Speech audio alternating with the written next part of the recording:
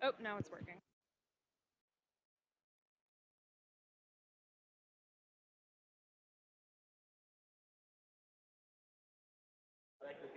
Yeah.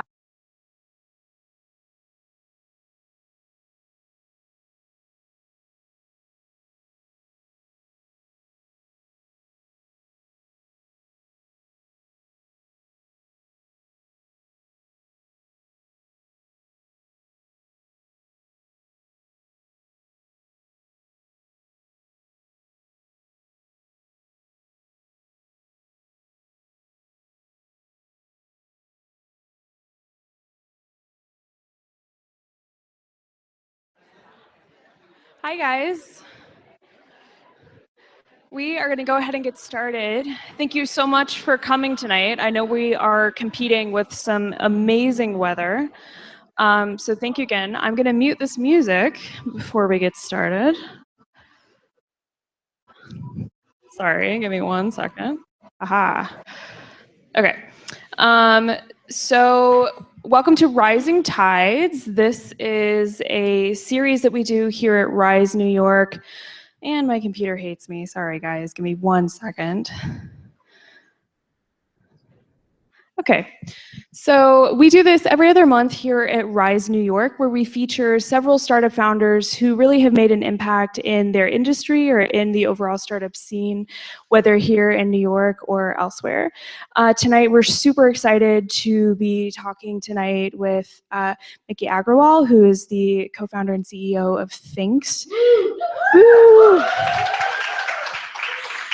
And Mona Patel, who is the CEO and founder of Motivate Design.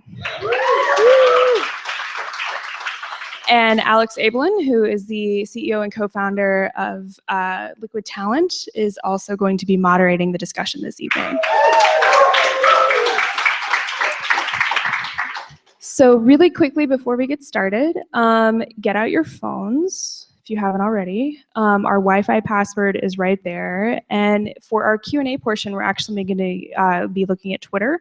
So if you have questions that are coming up during the discussion that you want to be asked out at the end of the evening, tweet at our hashtag here, RisingTides 2016, and we'll be sure to surface that at the end of the discussion tonight. So please actually be on your phones as well as paying maybe some attention to the awesome discussion that's happening. So really quickly, we love our sponsors who have helped put tonight together. First of which, of course, is us, Rise New York. We are a new innovation hub here in New York. We've been open since about September last year, so we're relatively new to the scene. We here specialize in financial technology, general sort of technology, and just incubating really disruptive startups. We particularly live in that space between startups and enterprise or corporations and help them scale pretty quickly by partnering them with corporations that are looking for innovation that a startup can provide. So we do that through events like this. We do that through co-working, which you walked through to get back here. And we have a formal accelerator program in partnership with Techstars called the Barclays Accelerator. And we actually are happy to announce this year that we are now doing an IoT accelerator also with Techstars, in addition to the FinTech accelerator with Barclays. So if you want to learn more about what we do here, how to get involved, how to maybe do events here, I'll be around, my team is around, or Alex or Mona or Miki or any of the people here can intro you as well. But before we get started, I want to also give mad props to New York Code and Design Academy and Camille from their team is going to come up and tell you a little bit about them before we get started. Thank you, Melissa. Hey, everyone. My name is Camille. I'm the Director of Events for the New York Code and Design Academy. And first, I just want to thank each and every one of you for coming tonight. I am super excited to have both Mona and Miki here and Alex moderating. It's going to be a fabulous discussion. I've really been looking forward to this for a while. So for those of you who don't know, NYCDA is a coding boot camp. We have a campus right here in New York City, as well as Philly, Amsterdam, and we're launching a ton of new campuses. We offer full-time and part-time web and mobile app development courses for both beginners and seasoned developers. So if any of you are looking to take some courses or you're looking for new tech talent, come and find me because I have the answers for you, or NYCDA does, and I would love to tell you more about it. And thank you to Melissa, Rise New York, and Liquid Talent for being a part of this wonderful event. So without further ado, I'll pass it along to Alex or Melissa. Cool. Thanks, everyone.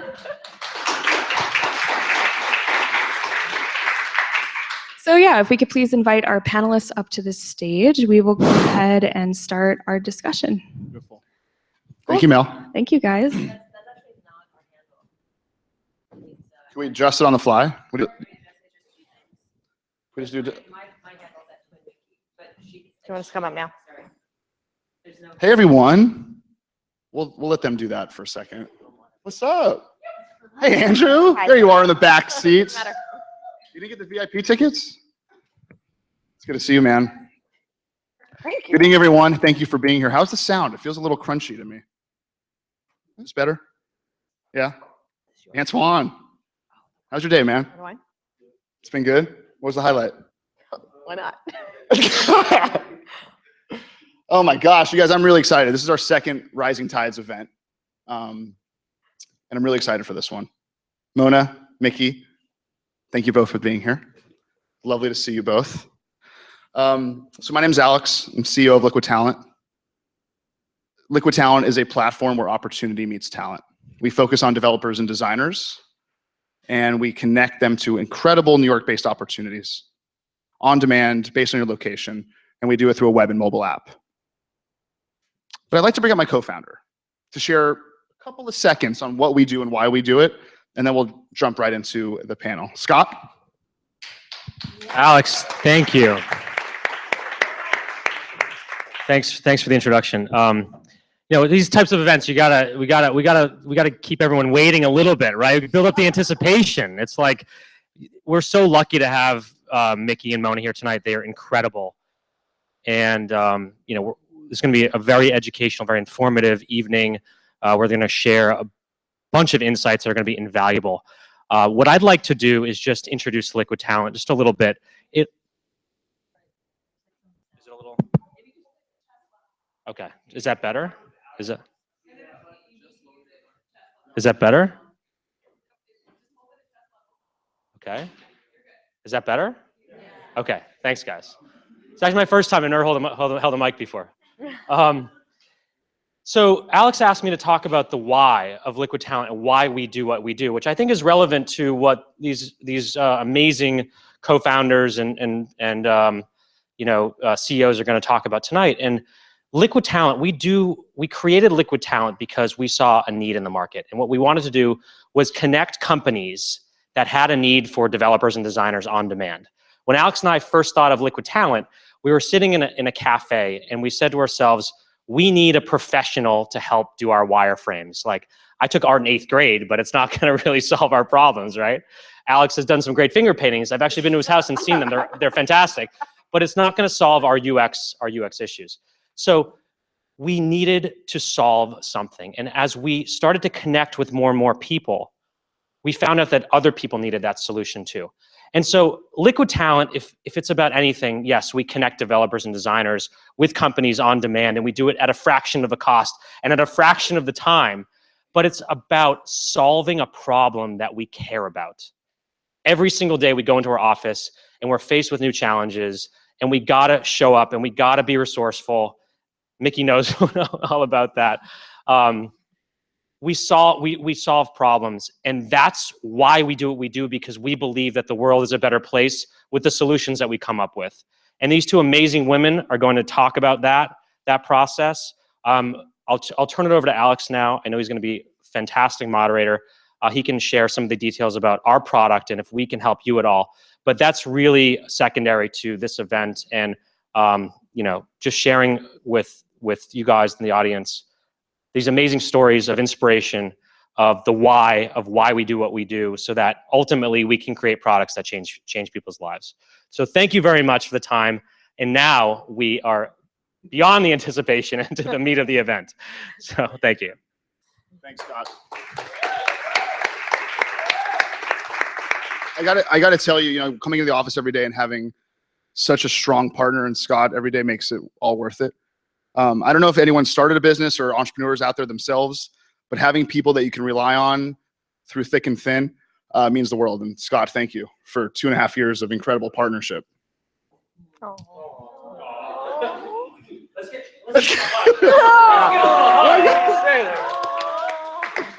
I've had a couple of beers. And that's fine. We're all friends here, and I'm over 21. It's legal. It's legal. Hi, guys. Hi. Hello. Hello. It's great to see you both. Thank you. Before we kind of get started, I'd love name, kind of what you do, what your company does. Let's get through just that kind of, housekeeping, if you would.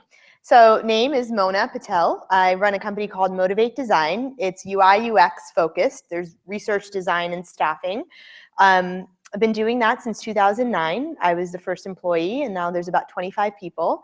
And we get to work with some really fun brands, everything from like Facebook and Tumblr to some big banks to some pharmaceutical companies. So it's been really great to be able to do the work on the agency side and then also on the staffing side, help build teams that then influence the companies to really value UX. Perfect. Who here has seen our Think Subway ads? Woo. Okay, all right, that's a good sign. So you probably know what Thinx is, right? Mhm. Do any of you guys have any of you been to the Union Square subway station and seen our trans model? Were you guys like, why is there a guy there? And then did it kind of click, or did you? Oh, nice. Okay, Good. Good. So we make period-proof underwear, which is our first product. And one of the big core things is really about using innovation to eliminate shame from things that are meant to be supernatural and it's the thing that creates human life. We're here, every one of us are here because of that very normal time of the month, and yet there's so much shame associated with it, and as a result, there's been very little innovation. So it's about time that we change culture and innovate at the same time. Perfect. Thank you. Welcome. I feel really lucky to hang out with these two. This is really cool. I imagine a lot of people are here today to hang out with Mona and Miki too. And thank you guys for both being here. I want to talk about today. Let's talk about like a moment where you both really felt something very deeply. Yeah. Today. Today. I had a. Today. Yeah. Yeah. So. Walk us through that. Okay, so I came in. This is kind of it's something that I'm proud of, and I often don't take enough time to feel good about what I've done. So today was actually a day I did that. It's kind of interesting that you asked that. By the way, we didn't know these questions were coming. I came into the office, there's a brown package. I open it and it kind of all the nasty stuff from the inside gets all over my clothes and I'm kind of annoyed. I pull it out and it's the June Inc. magazine, and I was a design judge. And this is the first time that I've ever been in a print magazine. I'm usually a little bit more introverted around this stuff. And I opened it up and I got to see all of our hard work. We spent a couple days judging a whole bunch of products and kind of seeing what the winners were. But it felt really good to feel like I had something on my list that I wanted to do, and I kind of got to check it off today. It felt great. Yeah. Awesome. And I rarely take a moment to stop and say good job, but I'm proud of the fact that it happened, and then I'm really proud that I actually took a moment and I was like, look, good job, me, good job. Rarely happens. Love it. But I feel like I've evolved to being able to say, you did good, girl. Beautiful. Yeah. Beautiful. You deserve that. Thanks. Miki, how about you? That is really important to Yeah. to just take Yeah. a pause. I don't and do it smell the enough. roses. Yeah. We're both Indians, so we Not allowed to. It's just fruitaholics all the time. Yeah. For me, my day was actually really exciting. I just got back from a week-long trip in Portugal with my beloved over there. What up, Andy? He's a founder of an amazing company called Tribute. Check it out.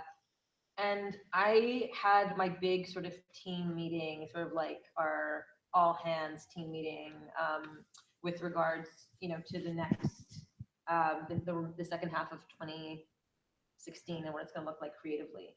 And I had spent the last 2 weeks drilling in, via email, to my team that I want us to think about the medium being the message. It's not about putting together really beautiful artwork and really beautiful and smart, funny copy, but it's how do we make something that's so, the medium be completely changed, the way you digest, the way a consumer actually digests our content and receives our content is completely unique. And so that was a challenge I gave to my creative team. And today they presented to me, and I had our entire all hands meeting, and we went through every channel, Facebook, Instagram, Twitter, Pinterest, Snapchat. We're launching a new blog, Thinx.tv, video channel. We hired 4 new people last week, and they were all in the room. It was just like, it was wild. And I remember, like, one of the key pieces is that we're creating this really interesting, unique app that's about eliminating shame. It's a bonobos app, and the idea behind that is the bonobos, the female apes. The idea is that it's a matriarchy. The bonobos, these apes live in a matriarchy, and every time there's an aggressive male that tries to kind of be with one of the female, all the bonobo females come together, shun the male out, and are in support of one another. And they're the only sort of tribe in the ape family that will only procreate with the kindest, gentlest, most loving male bonobos. So in one generation, they eliminate all aggressive behavior, and they will only accept the most loving kind. And so the thing was that we hold all of our power in our wombs. Do we not, as women? We hold all of our power in our wombs, and yet for some reason, oftentimes we end up hooking up with assholes and having babies with people who are not treating us like the goddesses that we are and the procreators that we are. And so I was so empowered by the delivery of what we're creating for humankind and for women, that we just left that meeting with just so fired up for the second half. And I'm really thrilled about where we're headed. I love that. Yeah. I love that. Me too.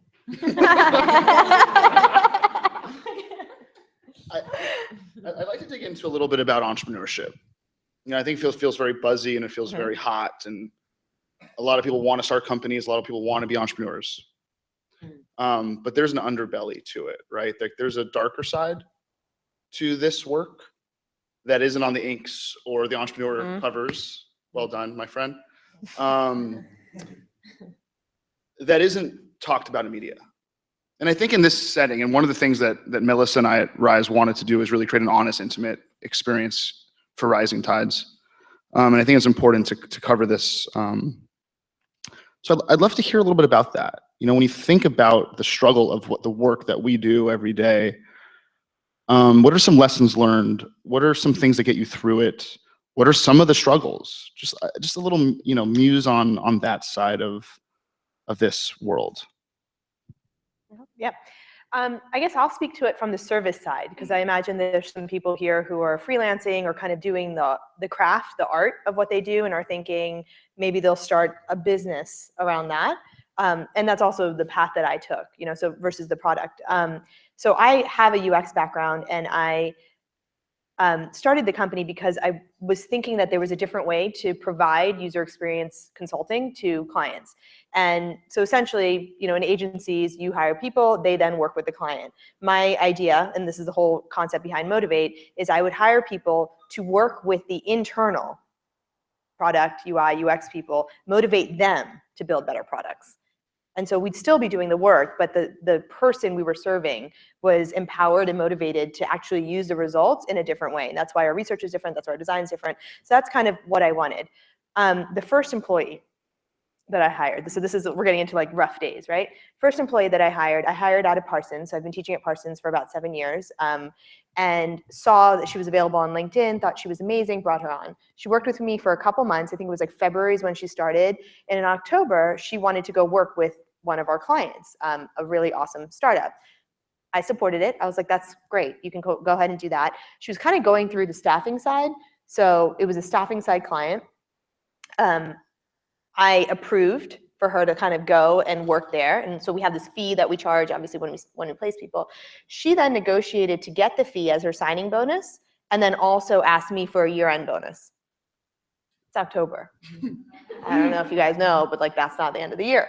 And so I said, there is no, firstly, I just started like last year. There's no signing, I mean, there's no bonus this year. And I wouldn't even know what it is because it's not year end. But she was really adamant that I should pay her a bonus. And then she had also stolen the placement fee. It got really contentious, and and she like tried to delete stuff off of her computer, which of course we recovered. We found all the files. I then sent it to the founder of this startup, which I knew, and said like, so this is what's going on. Do you want me to deal with lawyers, or do you just want to resolve this? And I'm sure he then went to his VP of UX saying, what the hell are you doing? And then it all was resolved. But the thing that I learned, starting Motivate, I had a dream that almost like this was a family. Like I was bringing people in and I'm going to nurture you and I'm going to mentor you. And so when you get betrayed by family, that's a really hard day. That's a really hard day to kind of feel a boss-employee relationship when you thought it was a friend to friend or a family or we're in it together. But it was a really early lesson that I learned, that I own the company and I am responsible for protecting the company. And as much as I want to create, and I think I have, that was an edge case, but as much as I have created a culture to make sure that I have some distance, between the people who provide the service and the company that I'm building. Very hard lesson, but really important one that has carried me through a couple tough days like that, the HR stuff. Yeah, that's good. Yeah, I mean, we are, I would say, fighting the good patriarchy every day. I think we're up against culture. We're up against, the status quo of what's allowed to be spoken about. And so we're struggling consistently. I mean, as a brand, and we can talk about our own company struggles, but as a brand, we're struggling with, morning shows will talk about our products because they don't talk about periods. Crazy. Most modeling agencies don't want to have their models model our stuff because they don't want to be part of period products. Taxi TVs don't want to talk about periods. Many agencies don't want to work with us because we're talking about periods, the thing that creates human life, once again. And so that's an external struggle that we're consistently fighting against. I don't know if you guys read what happened with New York City public transit system with the MTA. They tried to ban our subway ads, and they said our grapefruit was suggestive. We said, oh really? But the breast augmentation ads. Yeah, exactly. And the oranges. That's cool. Kosher by you. It's totally fine. Yeah. This is double standard, I think, and we're gonna fight that, and we won, which was a huge victory on our end. And we're continuing to fight that struggle every single day, really. On a personal front, I mean, building a business is hard. We all know that. We 2 years ago, our backs were against the wall. We had 1 month left before we ran out of money, and I had a really challenging partnership, and just all the things that you think could go wrong in a company were going wrong. And I really thought about maybe I should just close shop and just walk away. But I just, something deep within myself was just like, no, like this is going to change a lot of things for women. It's going to change a lot of things, and we just have to will it through. And that saying, that adage, like, if there is a will, there is a way, it's so real. Like, we willed our way into closing, the next round. We turned down a very bad deal, even if our backs were very much against the wall financially. And we fought through it, and we got through it. And that was probably a low point where we're just thinking about, do we continue, or do we close? And I think that was that digging deep with the restaurants. I have how many times can restaurants have shut down? A ton. And willed it to being open for 11 years. Made every rookie mistake on planet Earth with that. Same, with Thinx, like bright-eyed, bushy-tailed. I must say that when you think about partnerships moving forward, you always find the yin to your yang or the yang to your yin. Two things. First is if I have yang energy, which I do, like really like intense and like out there and excited, then to bring in someone who's a co-founder or a partner with yin energy. who's more relaxed, who's more chill, who's more measured, who's more level-headed. That's important. My skill sets are creative, marketing, PR, design, aesthetic, vision. That's my strength. Operations, not as much. I need to bring somebody who has the exact opposite skill sets as me. Operations, finance, and stuff I don't love doing. And you know, that yin yang energetically and that yin yang skill set wise is transformational. And I didn't realize that. It's like, I want to work with my friend and it's going to be so much fun until it's not. and so those are just huge lessons that I just, you know, made those mistakes and learned from and thought that I couldn't bounce back from. And you know, again, if there's a will, there's a way. Willed it to figuring it out. And I started seeing a life coach, you know, almost now 2 years ago. And that was transformational for me.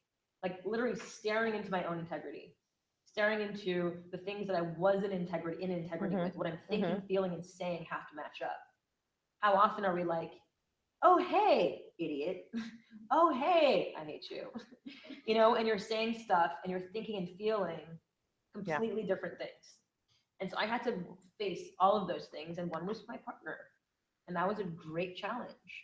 And so, you know, I would say like facing your struggles with the truly belief that what you're creating is important for the world, deserves to exist, as Andrew says, you know, it's deserving to exist. What we've created is deserving to exist, and it will if you will it. Wow. Great answer. So many struggles. My goodness. Wow. That's so good, Miki. Thank you.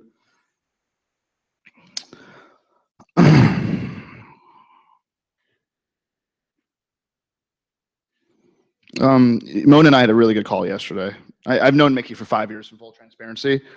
Miki and I met in a really cool experience on a boat down in the Caribbean, and we became fast friends. And Mona and I met about 24 hours ago. Yeah. But I really like Mona. I really like her. I could tell that like we're gonna have another 5 years, like Miki and I just had. I can tell that. I hope so. And one of the things on the phone call that we talked about was the idea of design principles that are going outside of the traditional, what we think of as design, right? When we think of design, we think of how do we optimize like Angry Birds to get to the next level, or, you know, like what color matches this brand's mood, or something like that. And what was interesting in talking with Mona and Motivate Design was you would think those are the things that like are functionally and tactically what's being worked on, but Mona has a much bigger vision of design applications to people's life. That it's much higher. There's a forest to the trees here. And I'd love for you to kind of just talk about that. Talk about design principles that are outside of the iPhone. Yeah. And that enter into this. You know, it kind of is the impetus for the book I wrote last year. So we would go out, we would do design research. Like we would, you know, go watch people trade, or we would go on fire trucks and watch how firemen interacted with all of the equipment in the actual truck. And we would come back and we would report those things to the client. And often the client didn't listen.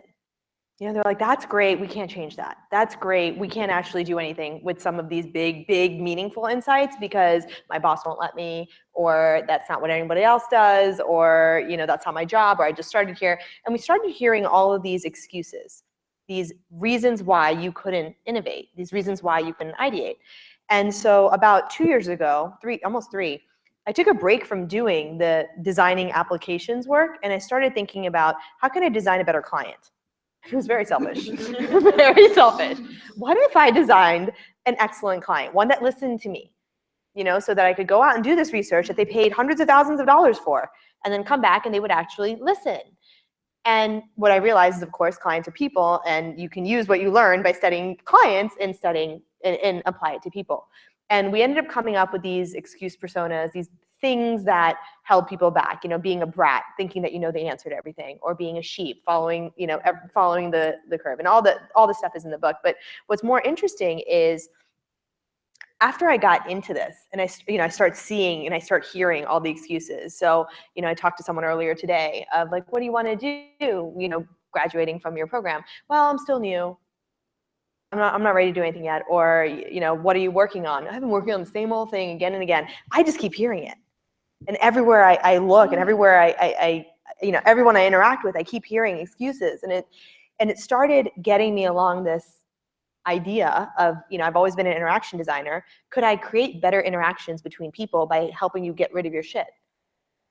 And so, and then you could get your shit done, right? You can get what you want.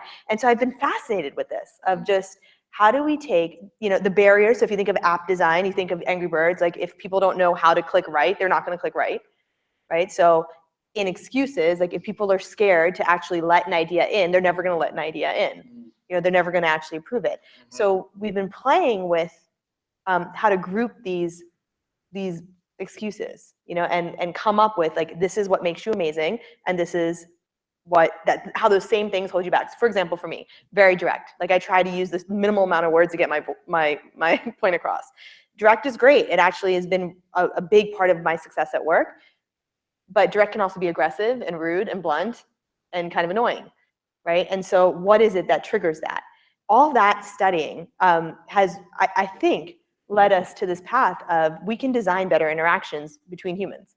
Just like we have in UX between people and interfaces, which by the way, if comes from human to human. It just was applied to digital like in the 50s, and now we're going back to human.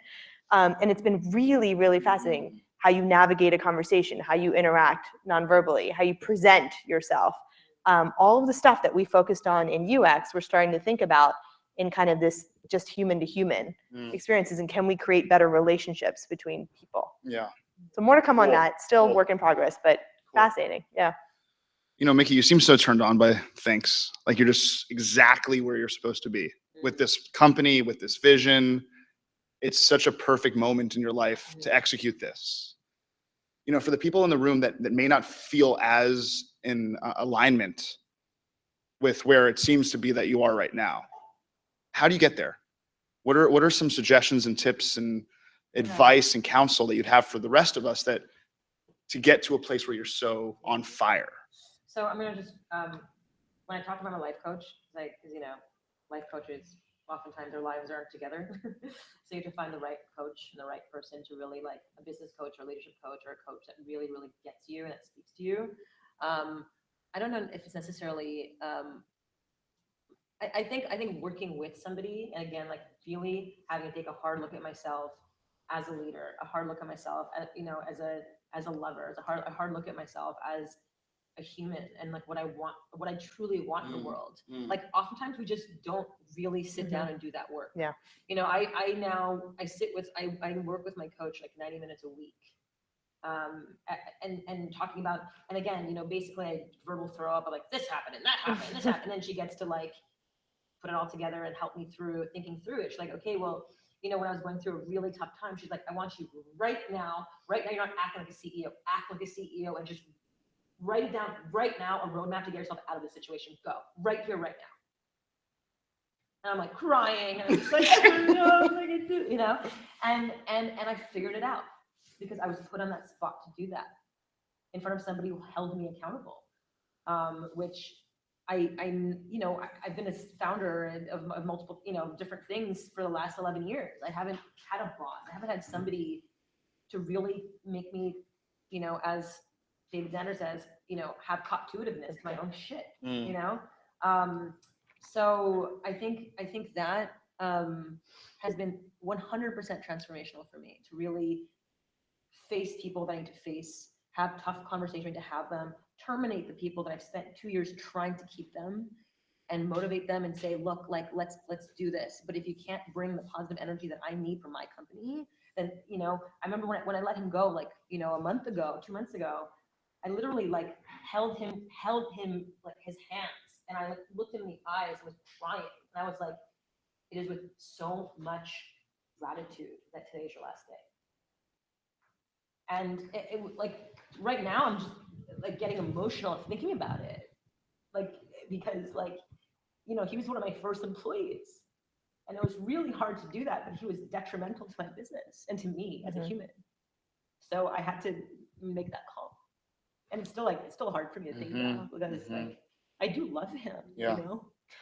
I want to add to that because I think, you know, throughout the multiple years, have worked with different coaches. And the one thing, because I need to use it in my language, you know, designing your job, even when you're a founder, you know, designing the job, the company, that's your responsibility. Yeah. And it's a big part of your responsibility to deconstruct. Yeah. And say, these are the pieces of my company. Yeah. And this shit doesn't work. Right.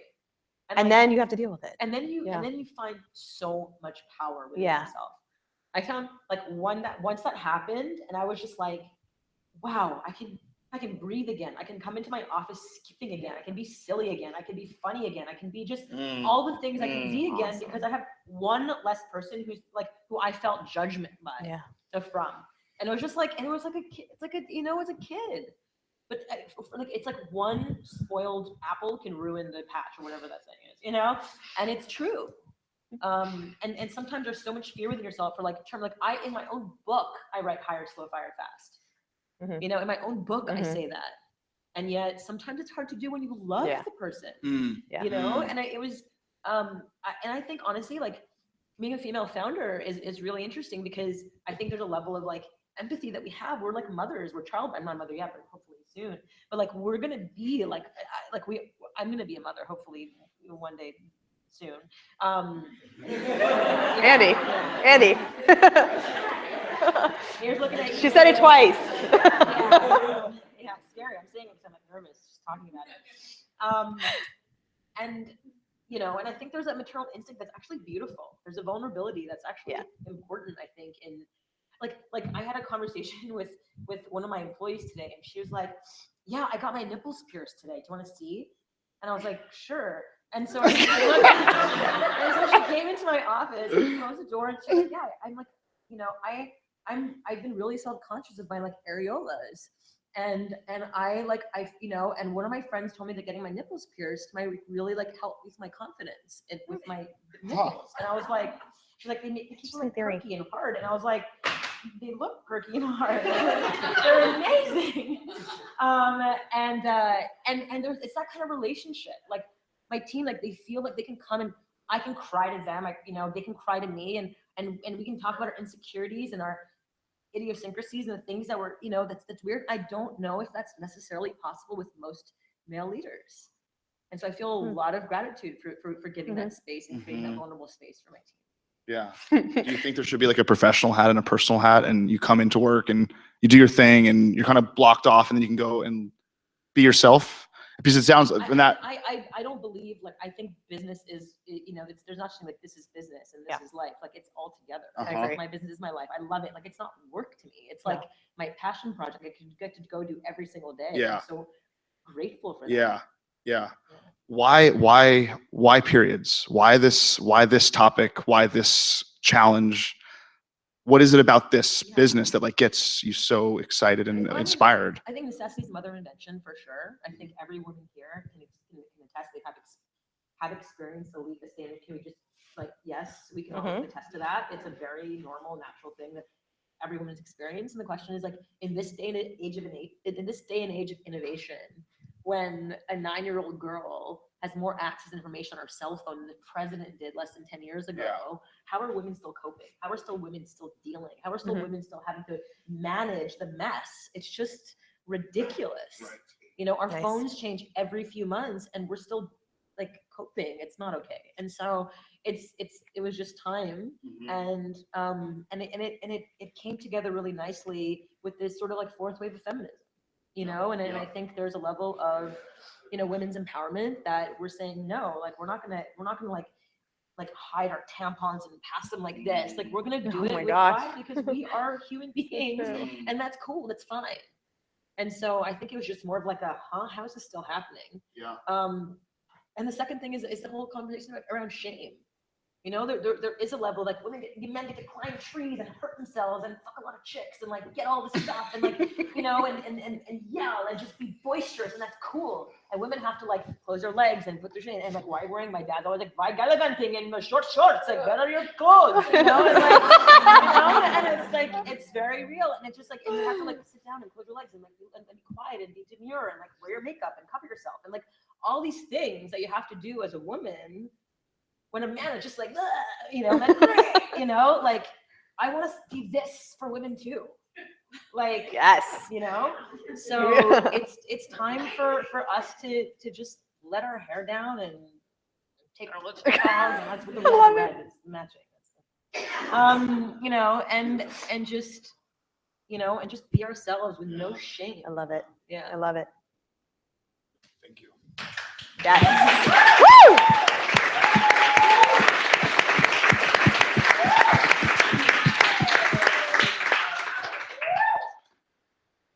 So I'd love to stay here till like 1 a.m. and just like do this all night. Like that would be a wonderful, perfect Wednesday night for me.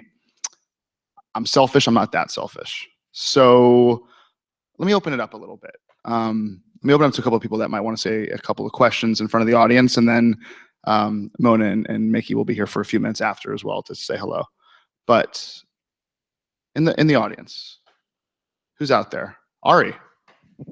Awesome, man. Hey, man. Thanks for hosting, Alex. You're welcome. Thank you for coming. Miki, very impressive what you've done. Just curious, what's your distribution like? What are your sales like? What's no,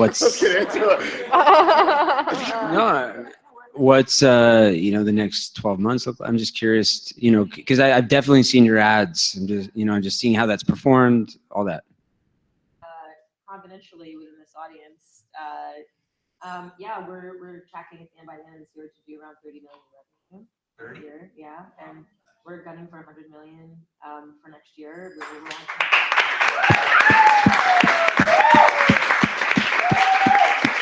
Yeah, we are going for it. We're launching a whole slew of products, running shorts, yoga pants, leotards, bodysuits. We're creating a new. We're gunning for the tampon space. We've created a reusable tampon applicator product. We have now multiple patents on it, so we can talk about it. Nice. You know, we are. Yeah, I mean, there is no brand that's speaking to human women in the way we are. Right now, it's 100% direct to consumer. We own our customer, we own our margin, we own our brand, we own our storytelling, we own every bit of it. And I don't want to let it go. Nice. You know? You did 30 million direct to consumer? That's right. Wow.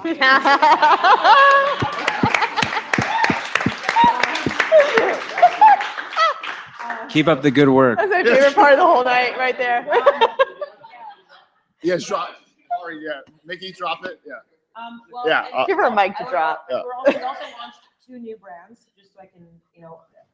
The second brand is called Icon, which is pee-proof underwear. If you look at the urinary incontinence market, $4 billion market, depends, boys are the only options that exist right now. It's like ridiculous that women have to deal with diapers as we become iconic in our lives. It's ridiculous.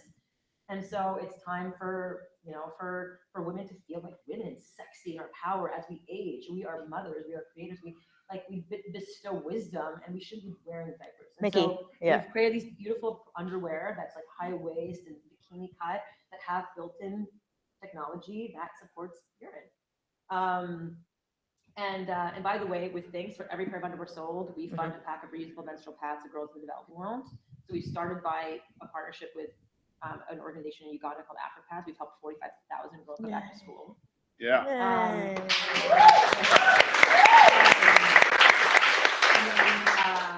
And then we're now launching our Thinx Global Girls Club, which are safe spaces for girls to learn about their bodies, get menstrual products safely at a subsidized cost, learn about self-defense, learn about personal finance, learn about entrepreneurship. So women around the world can look beyond their myopic little communities and see what's possible. No. And then we launched recently Icon, Tushy, which is our bidet brand, which I'm really excited about, which is, I don't know if anyone's seen Tushy at all. One person perfect. Check it out, tushy.me. Do not go to tushy.com because it is a porn site. And what we're doing is we are changing bathroom culture, hygiene. You know, you look at wash, like, you know, it's a water, sanitation, and hygiene. Right now, the global sanitation crisis is rampant. It's one of the biggest killers in the world. 40% of the world doesn't have proper sanitation. One child dies every 17 seconds in the developing world because of poor sanitation. That could have been you, that could have been me, right? We won the lottery of life, every human in this room. And so what we're doing is also in the first world. You know, the toilet paper was brought to this country in the late 1800s. 1890. The way we wipe our asses hasn't changed since 1890. Are you kidding me right now? It's no wonder there are 26 million combined cases of urinary tract infections, yeast infections, and hemorrhoids that can all be alleviated by using simply water instead of paper, which is also killing 50 million trees a year, by the way, just for this country alone. So what we're doing is we brought in a simple bidet attachment that clips onto your toilet, turns any toilet into a bidet in less than 10 minutes. There's no plumbing, no electrical requirements. It's beautifully designed. It's like the Apple meets nest of bidets. And it's transformational. You know, I had a thyroid problem for a little while, and I was literally like hyperthyroid. I was pooping like literally 6 to 8 times a day, and it was transformational for me. You know, if you have chronic UTIs or chronic hemorrhoids or chronic yeast infections, like it's transformational for you. It's transformational. It's like using a toothbrush instead of like using paper to wipe your teeth. You know, like it's like everyone's, you know, if you don't have a bidet, you're like sitting on like fecal matter. Like I'm not serious, I'm not kidding. So and then for every tushy sold that supports our health and hygiene and also supports our planet, that belongs to all of us, we are funding an organization called Samagra in India that brings clean latrines to communities that desperately need it. Awesome. Not just Yeah. Oh, man. How close to be with your employees, you know, where in your case, Miki, you're very, very close, you know, and in your case, Alex, well, Alex was saying how she had to have a separation. So that's always the problem I always face, you know, how close, because I made the same mistakes you made, you know, that my employee was my family, and then it went crazy, right? So what does your life coach, Miki, approve of what you're doing in terms of how you relate to your employees? So it's like I said, it's arm's length love, right? So so the way my coach and we talk about it, it's like I'm the parent, right? Sure. I have nannies who are like my leaders, who are like, and then I have the kids, and the kids run and play, and the kids will always ask for cookies before dinner. You know, you can't, you know, they'll be like, I need a raise. You're like, you just got here, like chill. You know what I mean? So you have to play. You're like, I love you, but no. You know, and you have to play mommy, you know, in a way that makes them feel safe. But you also have to discipline them, and you also have to coach them. You have to also train them. You also have to love them, and you also have to scold them, and you also have to do all the things. I don't go drinking with them. I don't go partying with them ever. I don't invite them to my parties, really, except for 1 or 2, who are my nannies, who can take it, who I can take being there. And you know, it's arm's length love. Like like I said, I cried just sharing, like losing one of my favorite employees. I couldn't keep him there. It still breaks my heart thinking about it. Sure. Because you know, I love him as a child. It's like my child. I raised him for the last 2 years. It was just his time to go. Sure. So you know, you can't hold on to them because they've been there for a while. Like they have to serve a purpose for your company, for you as a leader. If they're dimming your light to charge forward, which I have to do every day on behalf of my company, then, and if they're dimming that, then. No, I understand it, but I think what you use, which is clear, is that you're using space and saying, okay, here I can do this, but you can't come to this other space, which is my home or my social interaction. So that's a good technique. I think the other way to think about it is also, you know, are you going to manage the people that work for you? Or are you inspire, motivate, guide, design, whatever software you want to use? So if you can stop managing them, you can actually spend some time helping them figure out what is it that you're here to do. You know, why do you work here? What do you get fulfilled by? All of those conversations happen when you don't have to have the conversation of why didn't you come to work at 9 instead of 9:15? Or, you know you can't get a raise. And so I often tell the people that, especially that need the most management, I'm spending 30 minutes with you. I can spend the time managing you, which is annoying for me and annoying for you. Or if you just fix your shit, again, you know, I can help you. You know, I can take everything that I've done. This could be a half-hour mentoring. This could be a half-hour of focused on what do you want to do with your career and how can I help you get there. But if you're going to be a baby about it, I'm going to treat you like a baby. If you want to be a nanny, you have an opportunity to be a nanny. Totally. I mean, I would say with my team, I mean, they're all very young. Like I'm like a geezer, you know, in my company, which is like insane. Like most of my kids are right out of college. and I get to mold them the way I want. But they all come with, again, very strong personalities. Yeah. They all come with their own, you know, sets of strengths and weaknesses, and it's fun to watch them grow, you know. And you have to pick people who are so motivated. Like my team run to work every day. We all run to work every day because we love every single one of my, everyone cries because they're so grateful to be there all the time. So it's just, you know, and we're lucky that we get to do what we do to inspire that. Awesome. Let's take two more. I saw a hand right here. Yeah. I can't wait to cry at your office of how happy I am to be there. But I just want to touch on monetization and iteration a little bit. At what point did you know that Mona and Miki as well, that you were a company and not a product? I teach at Google with Black Girls Code. I'm a mentor at Spotify hackathons. So I'm always seeing the ideation process with these young ladies, but to take it to the next step, I don't really think I'm equipped to do or know how to rear them in the right direction. So at what point does that happen? Who are the stakeholders to drive you that decision and say, hey, you know what, we need to bump it up to the next level? What does that look like? I can speak from the services side, and actually I'm going to pull in my kids here because I have two. I was initially the UX lead, right? So for the first couple years of the business, 2009 to about 2013, I was on most of the big projects. And so I would be the one at the client side giving the presentation and so on. With my second child, when I went away, I had set up the structure so that other people were doing the work. And so when I came back from maternity leave, there was really no reason for me to start doing the UX work anymore. And so when for me, it's when I switched from doing the work and designing apps, if you will, to designing the team, that's when it started feeling like a company. Because then I started thinking about, okay, what's my P&L? I didn't even know what that was before. Before it was like, you want to pay me? Cool, we'll work, yay. You know, and it was four people, 5 people. It was very easy. But the company kind of went like this after I decided to design it. And so it was a totally different skill set. I had to go learn. I got a bunch of mentors. I read a bunch of books. I messed up a lot. But that was the switch for me where, okay, I'm actually running a company. My job is to do this, to make sure that everybody has a job, everyone has a paycheck. We have, you know, the pipeline is filled with clients that want to work with us. Those same clients are coming back to do work again with us. All of that was my job. And it was less like, let me go give a presentation and impress 30 people at some big company. And I would say for me, it's like, oh, yeah, vacation days. Oh, health insurance. Oh, Yeah. maternity leave. Oh, wow. Okay, cool. I mean, we're going to become a B Corp, and thinking through all the things needed to like get there on I get all the notifications every time someone takes a day, requests a day off, and I'm like, all of a sudden I'm like, God, everyone's just taking days off all the time. You know, like they're all there all the time, like 24/7. But because I have now 32 people, it just feels like a lot more. And you're just like, oh wow, I have to monitor it. But now it's like a real company. It's not small time anymore. Like people are expecting, you know, market-based pay and like things like that, which I never had to think through before, and have to learn what that thing. Because we've been so scrappy for so long. I mean, we're still a startup.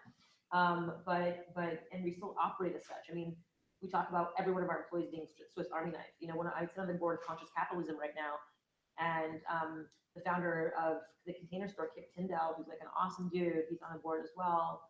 You know, he talks about how each employee can do 3 people's jobs.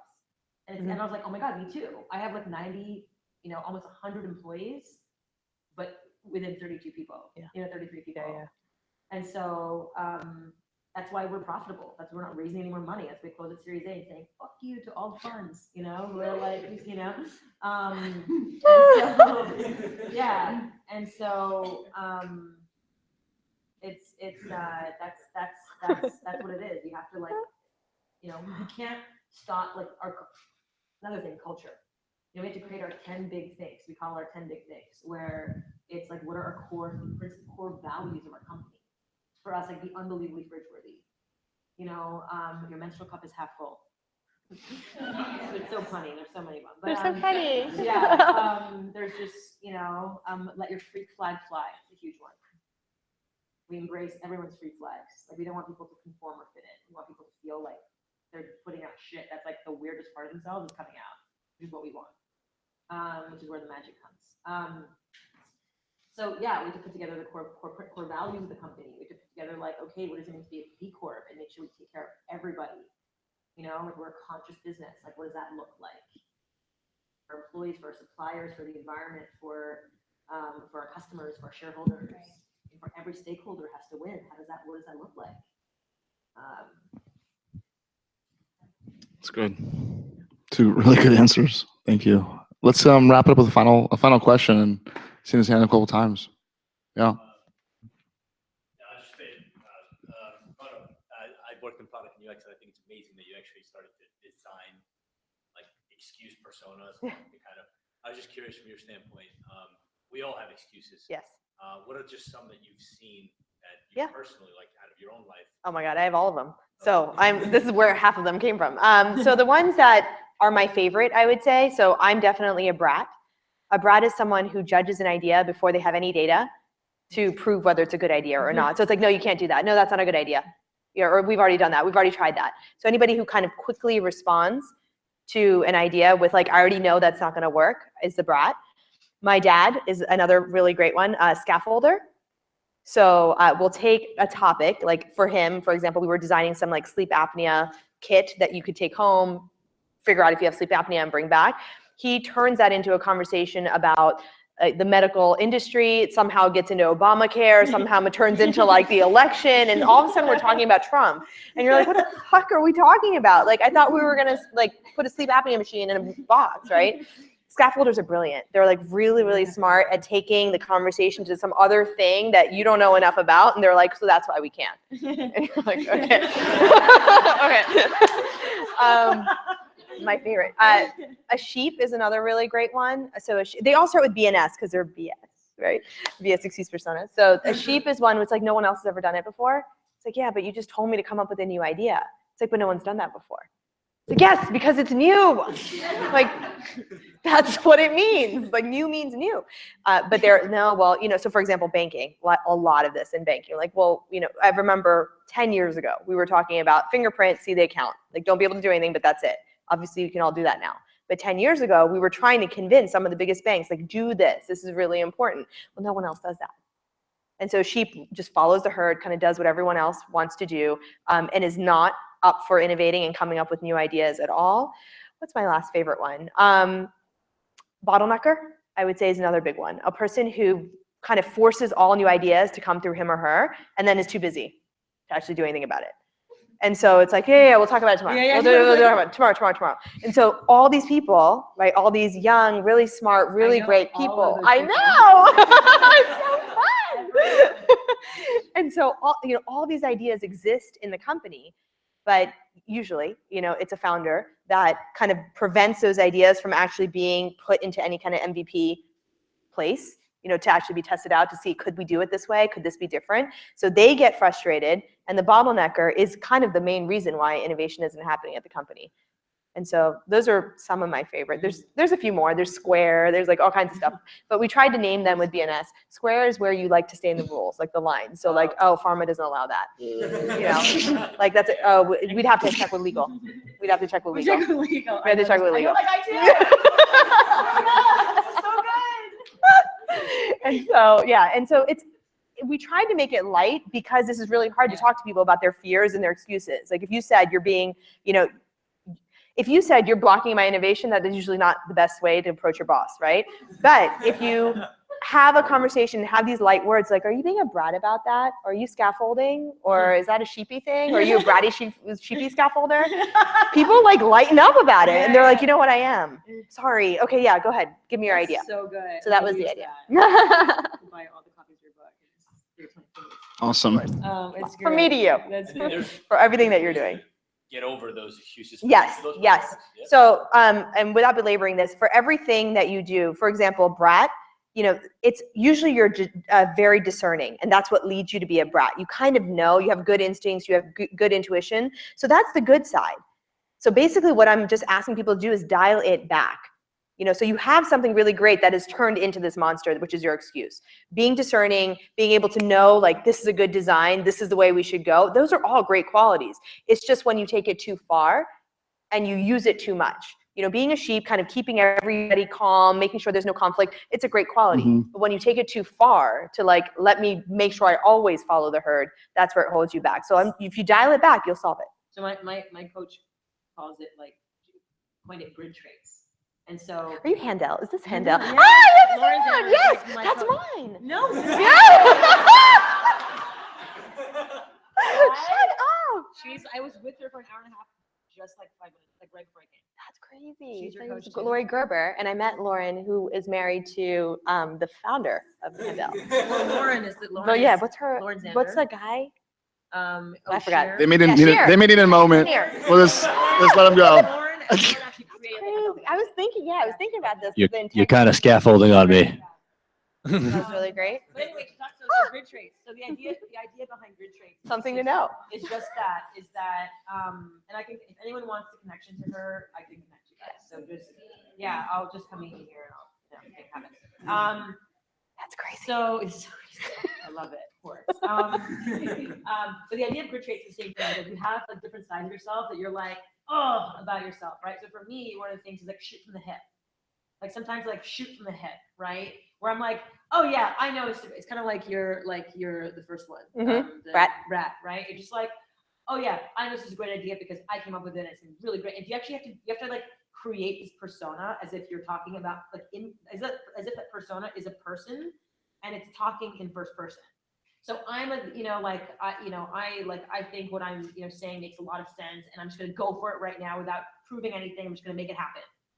So you create that persona, and you're like, oh, there's my shoot from hip coming out, and you start naming them, and then you can start honing them back in the same way. It's just like, oh, there's my brat talking. Oh, there's my this talking. Like you get to start naming them, and once you start to realize it, and what she talks about is like you just laugh at yourself and brings light to it. You're not like, oh, like there's my shoot from the hip. I hate myself. It's more like, oh, there it is again. There it is again. I now notice that. I got it.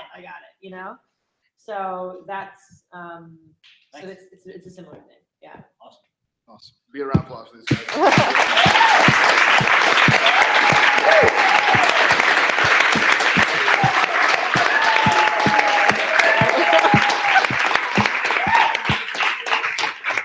So like I'll take it. Sorry, I cried. Not at all. No, that was great. That was awesome, Miki. Rising Tides that rose the entire emotional capacity of this audience. Thank you. Thank you, Mona, for being here, and thank you, Miki, for being here. You guys are awesome. I'd like to do a couple of little final housekeeping conclusion things here. First and foremost, thank you to Rise again for hosting. Melissa, you guys are the best here. This is the best co-working space in New York. Liquid Talent spent 7.5 months working here, and it was the best 7.5 months of the company's history. The last month and a half has been good, but we really liked Rise. That's really honest. That was really honest, and it's true. I'd like to thank New York Code and Design Academy. Tom, Camille, thank you guys for your excellent partnership. Thank you guys for promoting this event. Thank you guys for being such an integral part of making tonight happen. Much, much love, and thank you. Please don't tweet my numbers, by the way, or post them anywhere. Or anything. Confidentiality. Yeah. Or This is a room circle trust thing happening.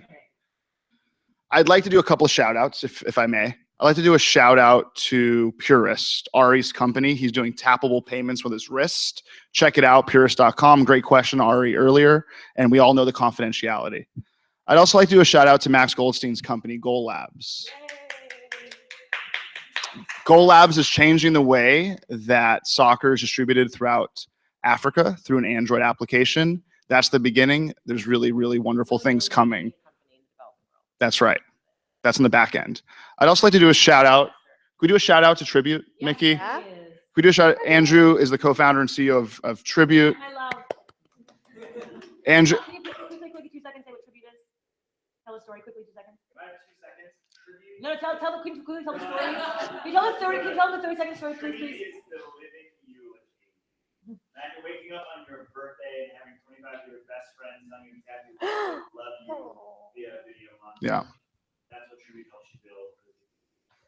Awesome. Tribute.com. Check it out. Cool. Love it. Everyone tonight that came tonight, all of you deserve shout outs. Thank you all for being here tonight. Thank you for spending your evening with us. We really appreciate your attention and your time, your most valuable resource. I would be remiss if I didn't say download liquidtalent.com off the iOS store, or go to liquidtalent.com to check out what we have going on. We're really excited about Liquid Talent and the company we're building. And I would just like to have a concluding thought. One final thought to wrap us up and to say goodnight tonight. So that's it for me. Thank you all for being here. And without further ado, a final thought by these two wonderful women. I would say that doing cool shit requires doing. And, Andrew talks about the concept of anxiety. Anxiety, the root word of anxiety is anxietas, and anxietas means not knowing. And the idea is when you don't know something, that's when you start to have those self-doubt, all those freak out moments and those questions, and am I good enough? Am I able to make this happen? Can I do this or not? And the way you mitigate that is just taking a positive action every single day. 90% of going to the gym is putting your running shoes on and walking out that door. That's what it takes to go to the gym, work out, lose weight, feel good about yourself. Just putting your running shoes, walking out, just take that first step. So that's it. I would say, for me, when I'm feeling at my most stressed, I recover quickly by just taking positive actions throughout the day. So if you do that every single day, like a discipline, it'll get you through a lot of the stuff. Mine's actually very close. It's kind of taking what Miki said, which I'm taking away as well. You can will your way into anything, and combining that with the excuse personas. And essentially saying you have a choice. Will you or won't you?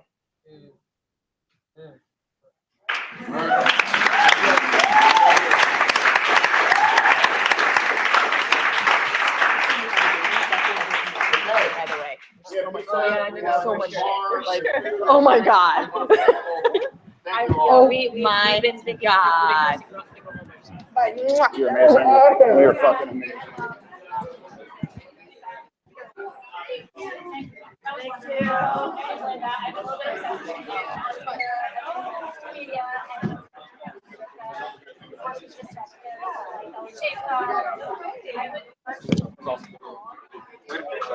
Yeah. Oh, I have to for the you asked the question. Oh, cool.